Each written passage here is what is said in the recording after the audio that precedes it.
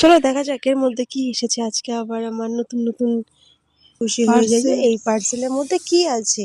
তো আমি নিজেও জানি না এটার মধ্যে কি আছে, এটা আমার বোনের পার্সেল। তো এটা দেখে দেখো আমার ভীষণ হাসি পাচ্ছে যে এর মধ্যে আদেও কিছু আছে কিনা। তো চলো খোলা যাক, টেনে টুনে খুলতে খুলতে এই দেখো আমার নখটা ভেঙে গেল।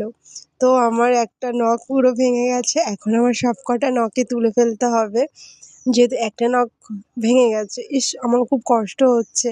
অনেক দিন ছিল, কিন্তু আমি খুব এই নখ নিয়ে আমি প্রচুর কাজ করি। তো চলো দেখো এটা কি। এটা হচ্ছে তোমার, এটা কি তেল, নেল পালিশেরই কোনোটা কিছু তেল ফেল কিছু একটা হবে। আর এই দিকে দেখো আমি খেতে বসে গেছি, এখানে আমার মাছে খুব তাড়াতাড়ি করে মাছ রান্না করেছে। মাছ হচ্ছে তোমার কি মাছ আমি বলতে পারবো না। আর এদিকে আছে তোমার চিকেন। তো এটাই এখন আমি খাবো।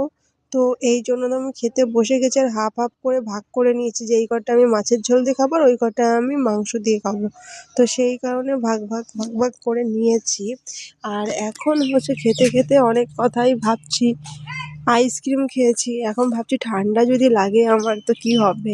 তো দেখো আমার মাংসর মধ্যে আমি গোটা রসুন দিয়ে দেই, যেটা আমার ভীষণ পছন্দ হয়।